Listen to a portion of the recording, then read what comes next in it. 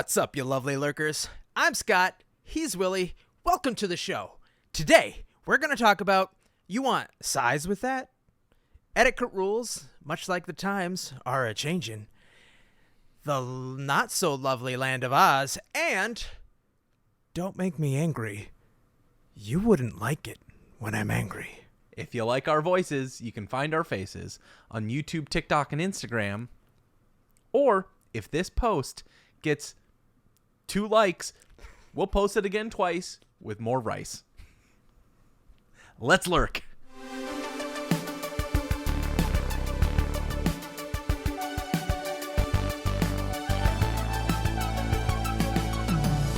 You know, Willie, we are men of integrity. We are... Are we? Yes. Yes. Have you not listened to Yes, the past... I mean, yes.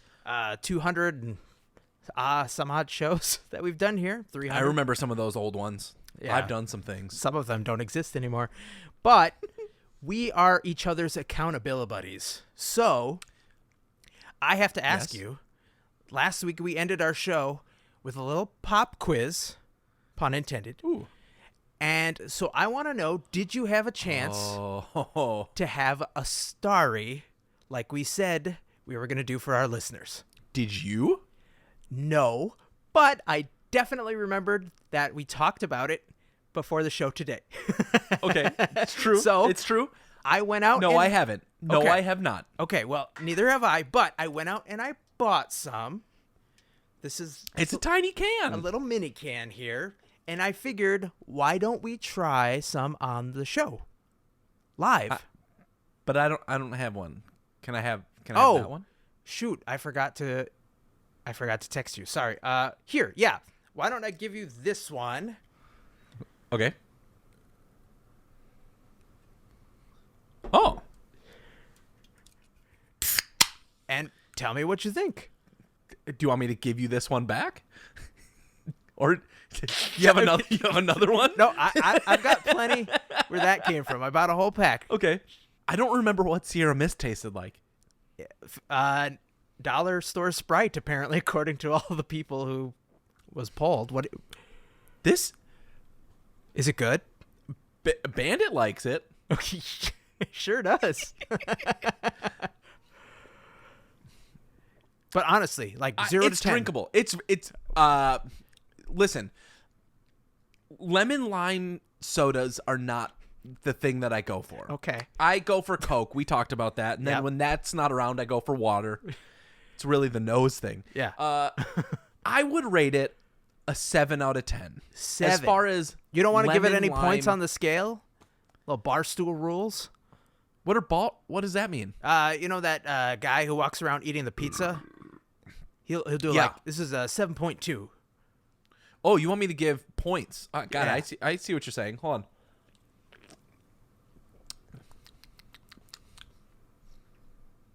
I'm gonna go 7.6. Wow. That's a good It's soda. It's for a lemon lime soda. It's good. Like if that's what you're looking for, I think it's good. All right. 7-Up, on the other hand, right? Sprite's up. Sprite's the leader. Sprite is the leader, the current champion. Unlike that comment we got on our YouTube video last week, who said that nobody cares about McDonald's versions of sodas. I was actually angry at that comment. From what you told me, and I believe you, not some random internet commenter, although thank you for commenting, whoever you are. Yeah, you bucket of fuck. I encourage you to go out and try it. Honestly, it hits so hard. It's like a non-alcoholic lean. Like, it's just so strong. I don't know what they didn't do, but it's the reason the ice cream machines are always broken. I'm pretty sure that's how strong it is. Yes, this is good. Scott, you're gonna need to open up a Starry. Okay, all right. I'll open up my next can here. Unofficial sponsor of Lovely Lurkers. Yeah, they're not paying us to do this. We're just amazed that they decided to release. They could. You definitely could. I mean, so far, unless I mess this up.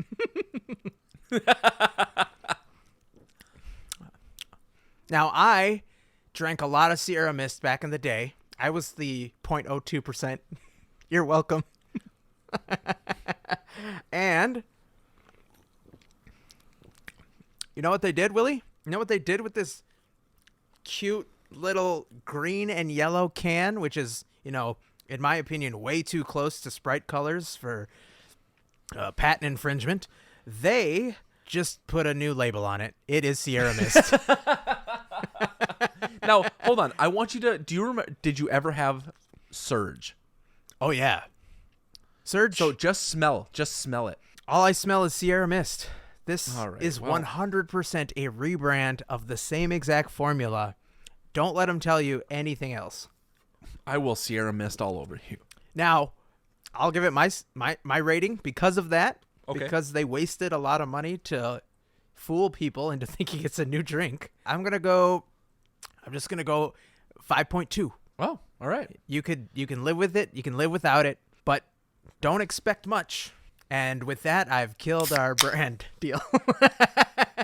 I don't know about you, but this side of the show loves it. I'm on number 2. I would keep drinking it. I'm gonna throw up. Maybe I'll keep nursing it throughout the show. Maybe it'll change. Maybe I'll have a different. But let's start with another brand that happens to be very popular and quite the opposite position of Starry, McDonald's. Mickey D's. Over 1 billion burgers served, or several billion probably. Well, guess what, Willie? I don't want to besmirch the name here, but they've done something that has made me so upset that I don't think I'm ever going to eat there ever again. Is it their super salty burgers? Their bathing in salt fries? Or their all-around demeanor? You're right. I can't eat there anyway. But I'm pretty positive that you would fall over from vertigo just walking by a McDonald's. For those who think I hate McDonald's, I will just say, disclaimer, there was a point in time where I ate them for a week straight because I was addicted to the fries. Every single night after work, I would just go to the drive-thru. It was right across the street. It was dangerous. And then I stopped. And I stopped because, yeah, like you said, threw up a lot. Stopped real bad. Stopped real hard. So people love McDonald's, and I can't fault you for that. And what they've done is they've gone out and said, like, what else is the most addictive thing we could add to our lineup? This is kind of like Machine Gun Kelly and Megan Fox getting married, in my opinion. McDonald's has decided to get in bed with Krispy Kreme. And I'm just taking a real pregnant pause because last year they decided, hey, why don't we talk to this devil guy over here and see, like, how can we boost sales? And he's like, oh, man, come on down to Georgia. Have I got a deal for you? They started it in like 9 stores. And now. Oh, so this has been tested, huh? Oh, yeah. Very small pilot. They are expanding to 160 stores. Oof. Which is small, right? But it's concentrated all in the great state of Kentucky. Do you have any reason to not get in a car with me at the end of March and go to Kentucky? I seriously have no good reason. I say we do it. Listen, we might be the smartest ones in the room. Do it for the show. That's what we're going to say. If you think a second can of Starry is as far as we'll go, you know nothing. Our hope is that it expands this way so we don't have to drive that far. It's not terrible, but still. Willie, do you like McDonald's? Do I like McDonald's? Does somebody wake up in the morning and have to go poo? Do you like Krispy Kreme? What do you think of this marriage made in what I would describe as waistline hell? I think of McDonald's as a place for savory treats. I don't think of McDonald's as a place where you're going to, like, who buys their cookies?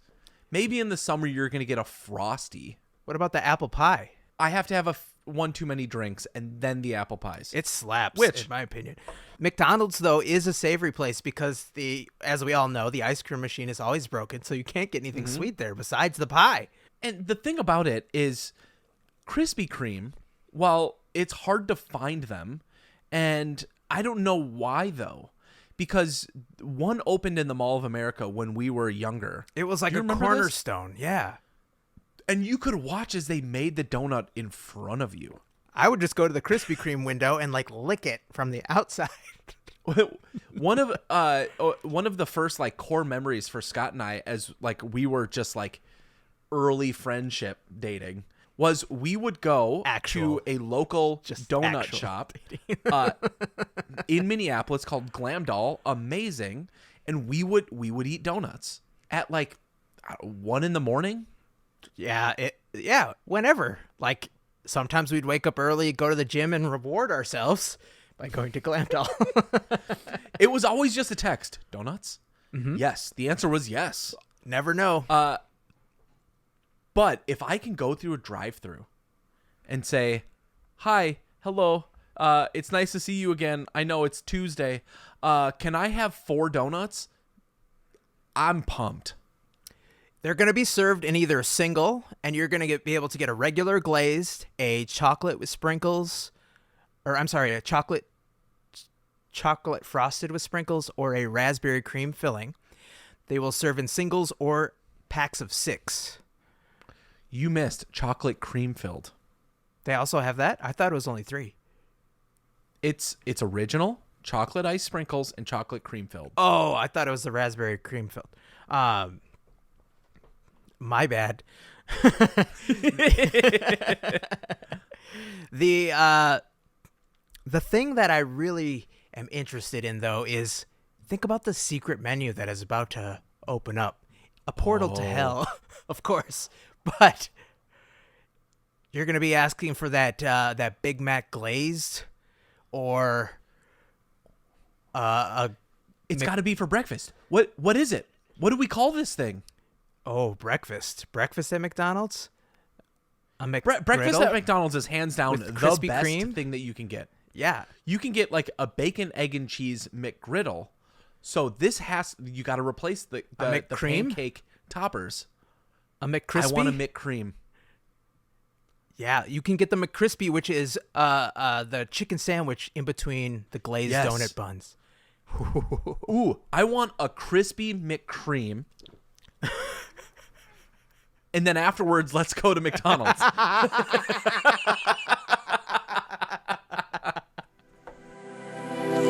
Scott, you might say that things like going to McDonald's are a faux pas, or things that we just shouldn't do. It would break etiquette rules.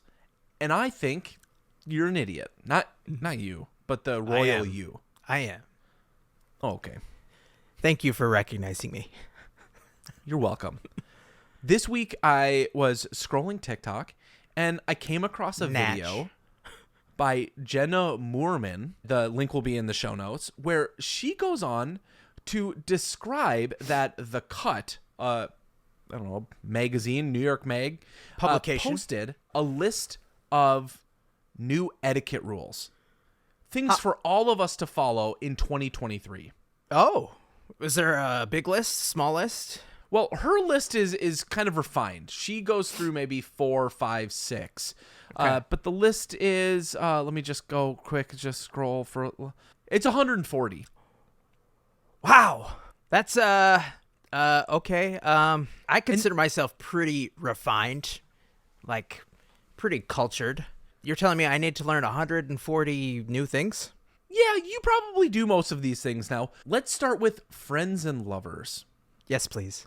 Things people put in the same sentence as Scott and Willie. That's what we were originally going to call this podcast.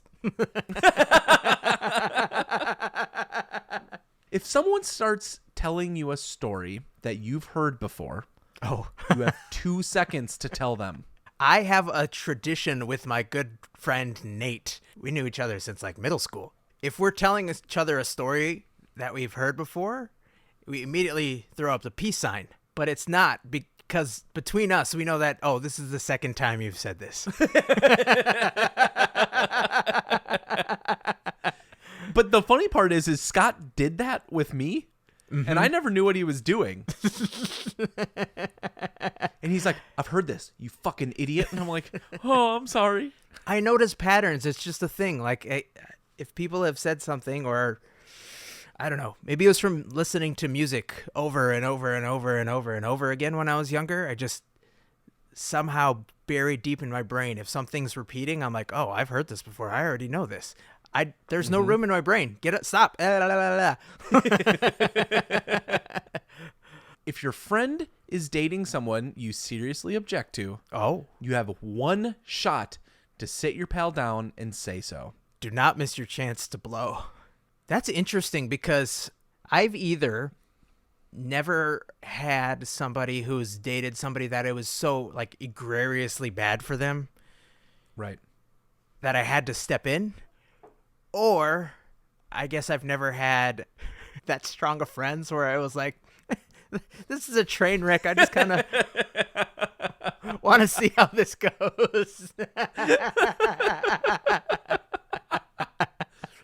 This one feels a little bad because of our show, but it says, don't describe TikToks. It's more boring than describing dreams. And I think we should amend that. Let's not talk about TikTok and then cut that up to make it a TikTok video. That's going to get a quick scroll. I hate this one, and the people who do it, you should feel bad about yourself.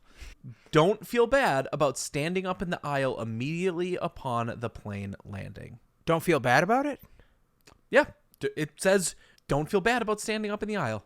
Okay. I mean, the mock and ridicule that you will receive from other people, I guess it doesn't make sense. Like, you're getting off the plane first. If you got someplace to be, like, catch a connecting flight. You need to get up and get out.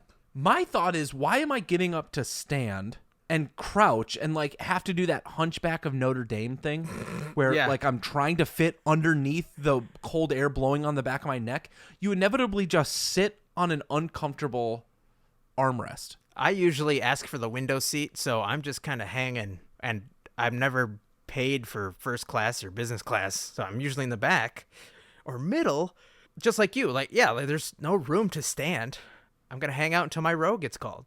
Yeah, I feel like the people who stand up and get into the middle are just the ones that are anxious. Like, you can immediately tell the people my future wife. I hate this. I don't like being around. Got it. Mine too. She stood up and I was like, sit down. She's like, but we're going to get out of the plane. I'm like, no, not. We are in 20 minutes. All right, Scott, the cut is calling you out here. It says, don't foist your allergies onto a dinner party. Ooh. I feel seen. Okay, that's fine. If they want to be responsible for murder, that's on them.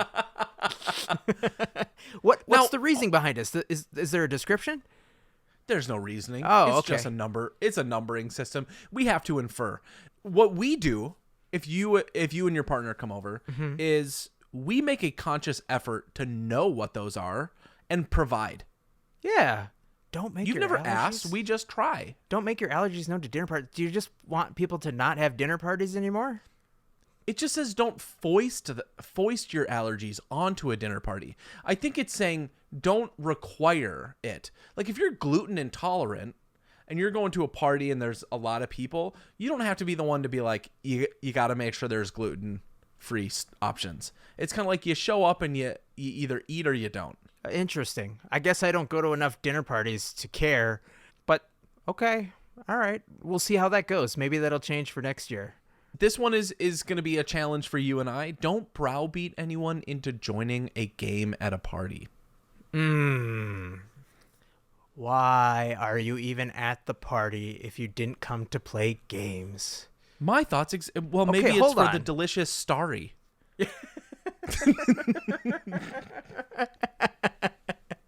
Okay, so if we can't tell people at dinner parties that we have allergies and we can't be asked to play games at parties, something tells me that there's a culture out there that invites a bunch of strangers to parties to get to know them, but kind of like this, it's my party and I'll cry if I want to. I just feel like this is a party czar who's trying to this shouldn't be like an etiquette thing. Like, where's the inclusivity? I hold on. There's one later that is going to be also uninclusive. but I just think that these New Yorkers are assholes, because this next one, Scott says, when planning a hangout, it's absolutely fine to say no partners. Wow. Who are these people? Assholes. Seriously. They Are these coastal elites? Like, what is going on?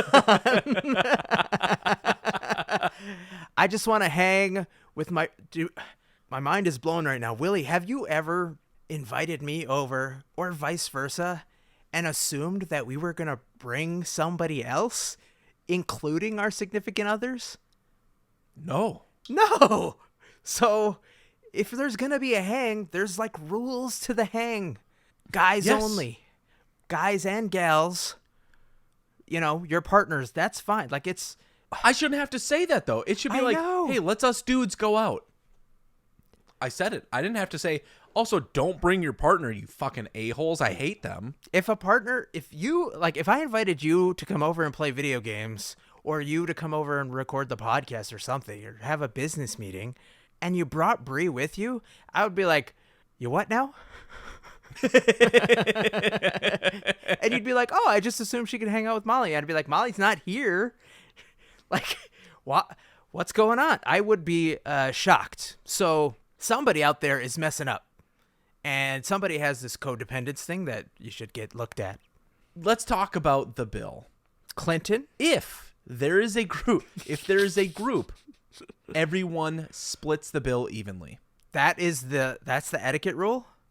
That's the etiquette. You fucking suck. You guys all suck dick. Hell no. Hell if that's the case,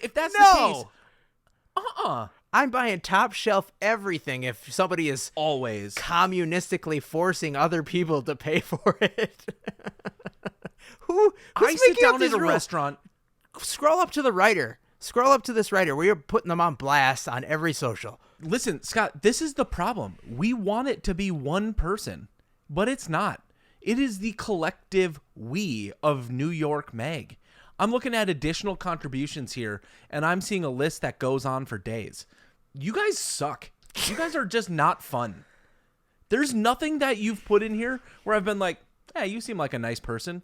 You feel like the theater kid who looks down on somebody because they just wanted to have fun and play Catan at a party. I know one subscription I'm not buying you for Christmas. But you can get me that subscription to Starry.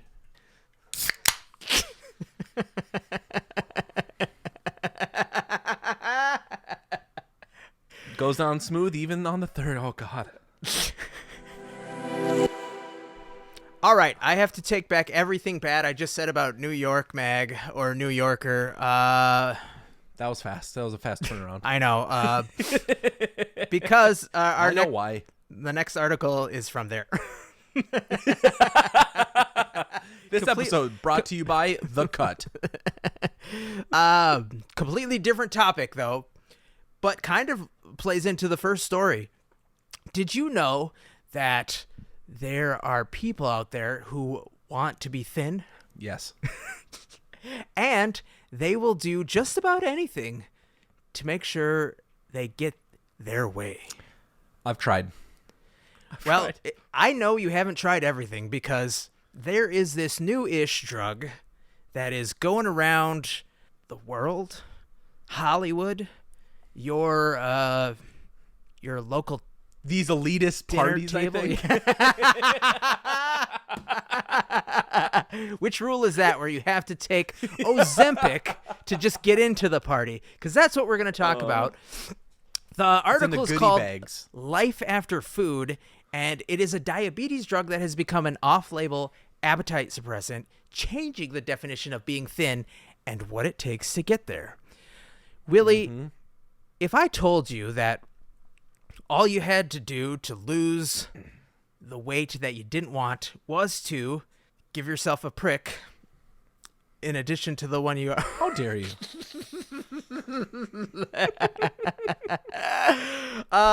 Give yourself a daily prick of some... How dare you? Just a little prick on the daily, and it only costs you $1,000 a month to achieve your weight loss goals. Would you do it? The wedding, by the way, my wedding is less than 60 days away. So just drop an additional $1,000. Yeah. And you'll drop a lot of pounds because This drug has been around for people with diabetes. It's called a diabetes miracle drug, which works by mimicking a naturally occurring hormone, the GLP-1 glucagon-like peptide one. It manages hunger and it slows stomach emptying. Now, for diabetics, it lowers blood sugar levels and subdues your appetite. Well, guess what? As we have talked about many times on the show, waistline is built in the kitchen, not in the gym. So, you just eat less, you're moving more, small side effects like headaches, nausea, diarrhea, constipation. But, guess what? You are now just one miracle drug away from your goal weight. Forget the stomach flu. We are here in 2023. And you don't even need to get a doctor necessarily to prescribe you this medicine. You don't need to have diabetes. You can go to some apothecary type place and have them just mix all of the chemicals together, and you can get a syringe, inject it yourself. Here's the thing, Scott. I know 2 people who take this drug because they're diabetic. Shut up, for real. I'm dead serious. So I want to just share their story. One person is a old acquaintance that I used to work with, and they posted this article today stating, this is bullshit. I could die if I don't have access to this. I just heard of this drug today for the first time, and it sounds tempting, right? It sounds like, oh. Totally. Because the thing is it works with works very really limited well. side effects. Yeah. Like vomiting, which would immediately prevent me from getting this. I mean, technically, vomiting has helped people lose weight for hundreds of years, just with other terrible side effects. I have a few thoughts that come to mind about this, because another one is a friend, one of the friends that actually went with us on the trip that we were just on. He takes it as a diabetic, and he wasn't hungry like the entire trip. It was odd. Like, he took his shot and was like, yeah, I don't really need a lot of food right now. It's been described as kind of like artificially inducing OMAD, 1 meal a day. Here's the deal. Everybody should feel comfortable in their body. I think something like this is going to lead to, one, a resurgence of unrealistic expectations. I think, like, the 2020s have done one thing for sure, which is body positivity. You go into any Target, you go into any clothing store, and there are models that represent a vast array of human body types. Mm-hmm. Yeah. And I think that's a good thing. We should feel comfortable. We should feel represented in media, because in many ways, like, I've worked my ass off at the gym to try and get healthy. And the thing that's challenging is the kitchen side. Right. And you still, And you still have people walking up to you and your gym buddy saying like, hey man, you could get really ripped. Unlike Lardo fat ass over here. That's a deep cut, Scott. I didn't think you'd bring up that trauma. That happened to me, if you're wondering. Somebody came up, a random fucking George. That was his name. I know. Walks up to my gym buddy, looks at him, and goes, "Hey man, you've got that physique. You could bulk up, you could thin down. You've got a lot of options here, unlike your buddy over here." And then walked away.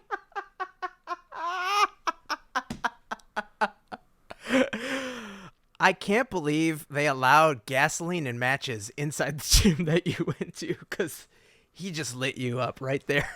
And then I got home and I ate a tub of I can't believe it's not butter.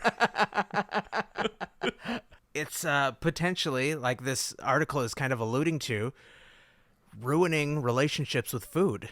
Like reprogramming you to think like, okay, well, I don't need to eat anymore, which could eventually lead to like rewiring your brain. Like, you don't need to eat at all. Go into a sad, depressive state. Like, your mental health could affect things. Yeah. Oh. Get your ass into that McDonald's drive-thru and get yourself a crispy McCream. Let's call it a day. I take it back. Every bad thing I said about the McDonald's Krispy Kreme merger. This right here is going to be the front line against the Ozempic fight. The only solution to weight loss is American fast food. Oh, God, unless McDonald's and Krispy Kreme go into like the Illuminati triangle and include Ozempic with every meal. So you could continue. It's the eye in the center.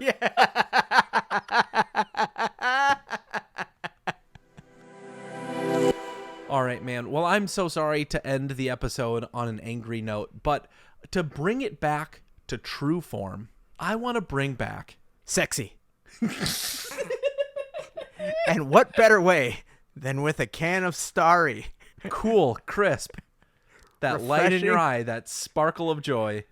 Who needs Ozempic when you've got Starry? I want to bring back, just for today, not the whole time, a Reddit top 5. Here are your top 5 what makes you irrationally angry. We're not saying it for copyright reasons, but these might grind your gears. Before I get into this list, do you have anything that makes you irrationally angry? Oh, well, there's people who don't use their blinkers when they change lanes. Causes me to use the C word a lot. You creams. Let's see here. I have one. It really, really gets me. People that stand up in the aisle when the plane.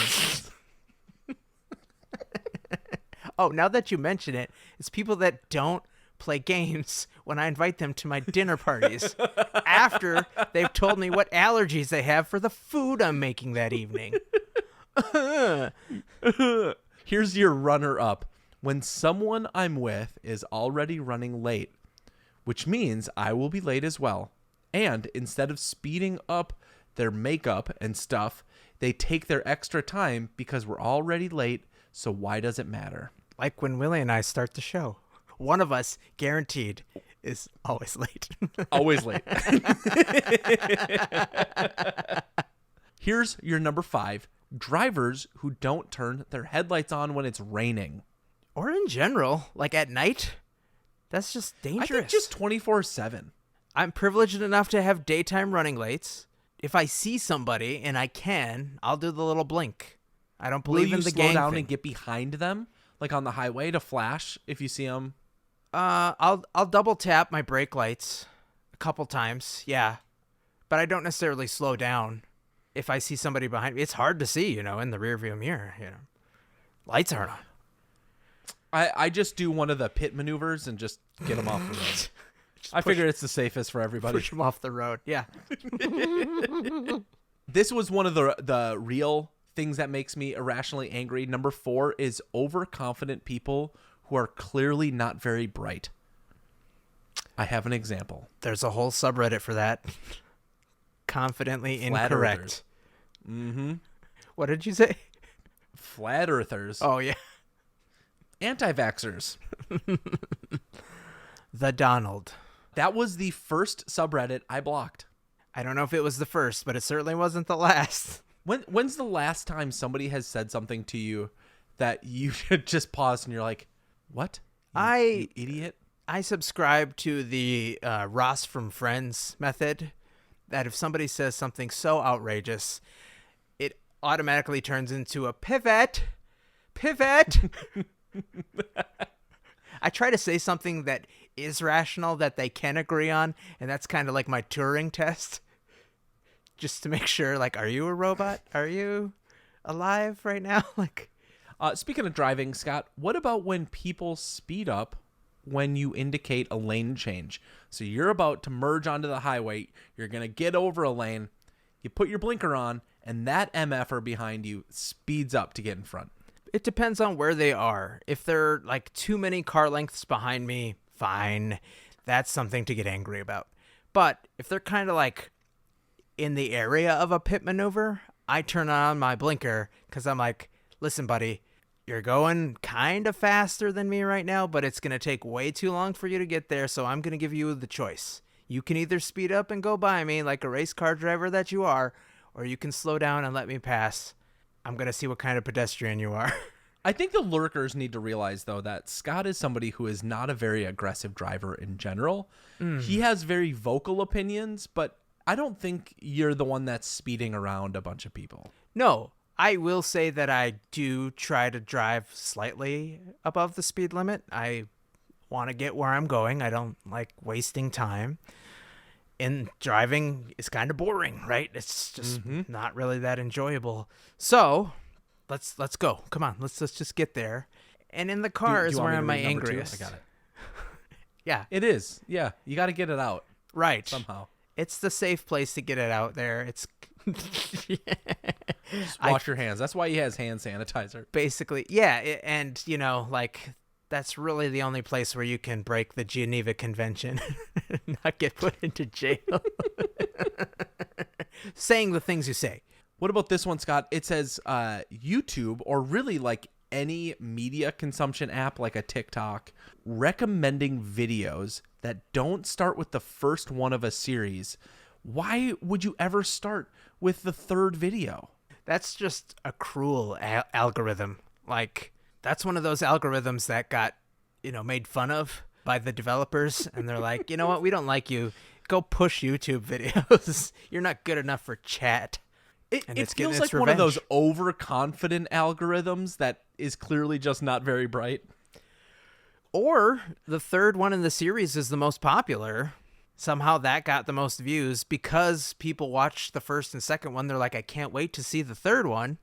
And so that's the one that just got pushed to you. Let me end with the most frustrating, irrationally angry thing that we all encounter, or according to Reddit. Okay. Everybody. When the motion sensor on a paper towel dispenser doesn't work. I'm surprised I haven't seen more dented paper towel dispensers at the end of the day because of this. But yeah, it's like, okay, do I do it this way? Do you want the back of my hand? Do you want it up, down? Is the sensor below where the towels come out? Is it the eye in the front? Like, how do I, where am I doing it? Am I in candid camera right now? Scott, I had an easier time finding the G-spot. It's not what my sources say. Yeah. Why would they know? We talked about it. Okay. Just kidding. I drew Willie a map. It was very helpful. We practiced. No colon cancer here. Thank you so much for hanging out with us today. Please, if you could, rate and review wherever you lurk. And remember, be kind to each other, and we'll see you next week.